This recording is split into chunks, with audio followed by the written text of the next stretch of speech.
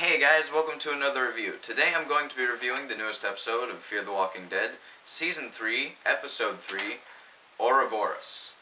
Now I'm not 100% sure if that's how you pronounce it, and what Ouroboros means is that snake that's eating its tail. You ever seen that symbol?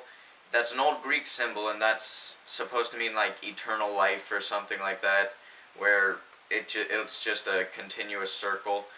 But I'm not quite sure what that's supposed to be like referring to. Maybe just like the walkers being like eternally alive or something. I don't know.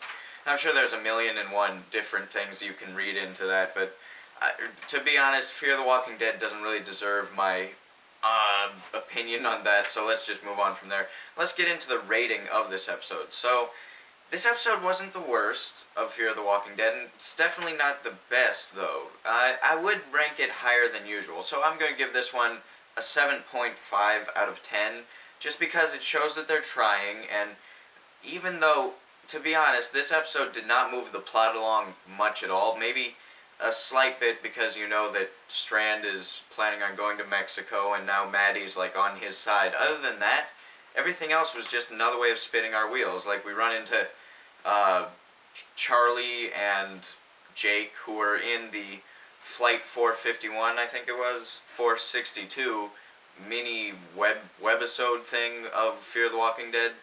So, really, I haven't seen those webisodes, so this was all new to me. So I'm sure most of you haven't seen that stuff too, and some of you probably didn't even have an idea that there were webisodes that came before this one. But there was some sort of like contest where you would pick which character gets to live from these webisodes, and I guess Charlie and Jake won, and now they're there, or maybe just Charlie did, and so they just had Jake there as some sort of burnt husk. I don't know.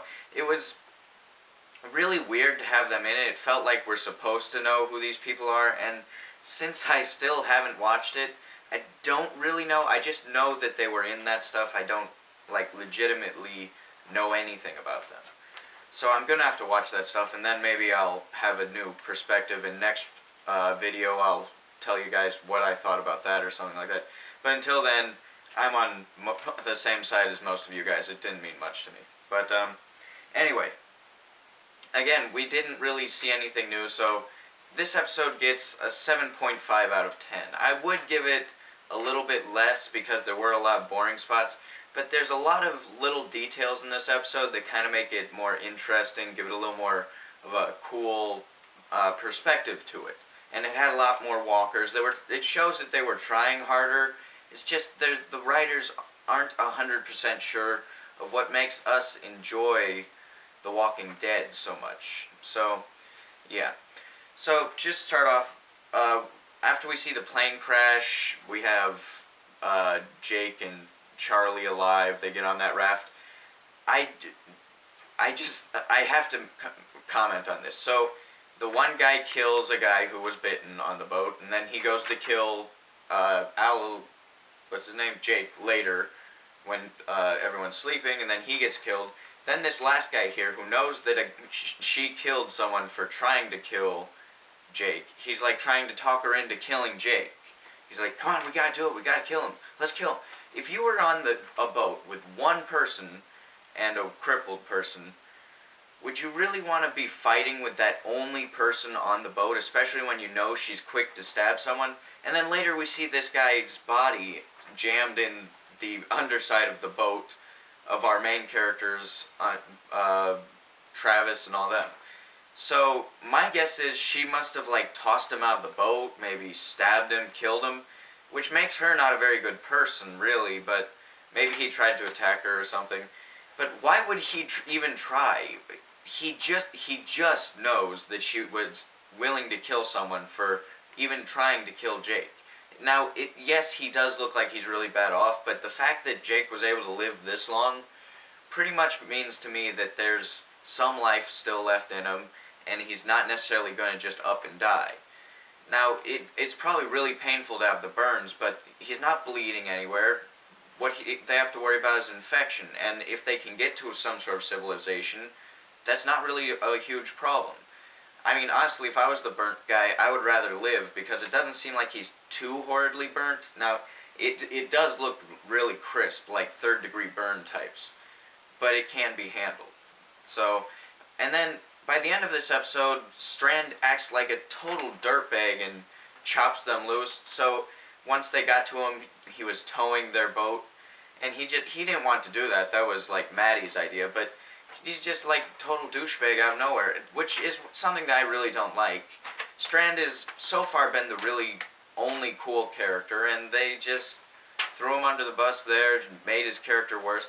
But there are other characters that are starting to show their colors and seem useful, like Travis and his engineering work seem to save the day, and he was willing to go under there and kill a walker. Shows he has guts for once. Like, throughout this entire show, it's like he's been afraid to kill any walkers or anything. And then in the first episode of this season, did you notice he kept getting attacked by walkers and Maddie had to keep like pulling them off? He's a real loser, really. I mean, he's not the greatest fighter. He's afraid of dealing with walkers. But now we're starting to see him just man up, I guess. That's a little bit of development for him. And Nick really goes out in this episode. He fights, gets covered in the blood, and finally they discovered that the blood being on them of walker blood keeps other walkers from attacking them. What took Rick, like, the second episode to figure out, that second episode was called Guts, yeah. And it took them a season and 3 episodes. So, a little funny there. Takes them a lot longer to develop everything. It also gives you a bit of an idea of how the writing is. Rather slow. Indeed. Okay.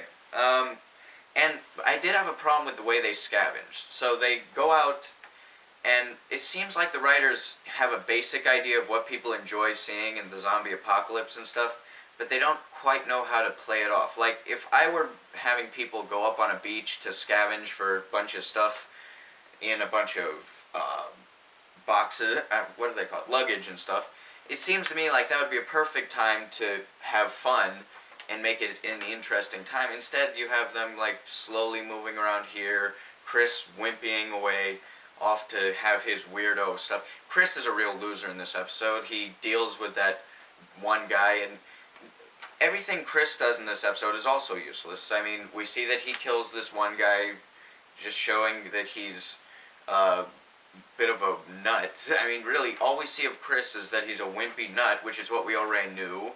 So nothing developed with him. Really, I just can't help it. This feels like, I know this, a lot of you probably won't get this reference, but it is like the old Hulk TV show, where he would go town to town and meet people. In this episode, they met Charlie and Jake, and then they are gone. So they just keep running into these people. Like previous episode, they ran into people, and then episode before that, she was on the phone with someone or radio with someone, and just notice every little time they meet someone and they're done with them. They never see any of them again. It's just really spinning our wheels. It seems like this could be done in like 3 episodes if they just cut off all the fat. You would have 3 episodes that could be really action-packed and fun. Instead, we have really, really stretched out episodes here, which I'm not a huge fan of. But anyway, this episode was not too horrible, and I think I've got everything. Oh, my favorite line of this episode was Ophelia's. She referred to, Nick's style of clothing as geriatric chic. That is, I think the writers finally picked up on the fact that people are complaining about Nick's clothing being old man clothing, and they're just like poking fun at it at this point, and I like that. That's finally something funny. Seems like this show's lacking in humor. Sometimes they try at humor and it fails. That one line was the most humor I've seen in the show, pretty much. I mean, I can't think of anything else. Like, The Walking Dead had humor that was very natural. In this, they try and force the humor, but that, like, when they had a line like that, it shows the Walking Dead type of humor, where it's just a quick one line that you would actually hear in real life and just chuckle at. It's very natural. Okay, I can't really say anything else. Strand has some place in Mexico that's apparently really fortified. Do I believe him? Yeah, I think I kind of believe him. I believe that there's a place for him. I'm not necessarily believing that he's going to let them go there with him, because Strand is acting like a complete jerk out of nowhere. It seems like before he was acting like sort of a bit of a pompous guy, which I kind of liked, and he really knew what was going on, it seemed. But now it just seems like he's a bit of a jerk. I don't know, maybe it was a good thing, because Charlie, as we know, was willing to kill a guy, most likely, just because he was telling her they should get rid of Jake. So maybe Strand was right in tossing her off. My theory is we will see Charlie and Jake again, maybe, because the boat that's following them will pick them up, and then eventually that boat will catch up with Strand's boat, and then they'll all be on the one boat together, I think. That would be interesting, wouldn't it? Yeah, and I love one last funny thing that I found. When Strand was talking to Travis about him repairing the stuff, I really got the feeling like it was like Captain Kirk and Scotty there. He's like, how much time will it take for you to do this? I don't know, about a day or so. We'll get it done. It's totally Captain Kirk and Scotty. Okay, anyway, make sure to like, comment, share, and subscribe. Tell me if I missed anything. Tell me if there's anything that you would have added. And anyway else, I will see you guys in the next video. Peace.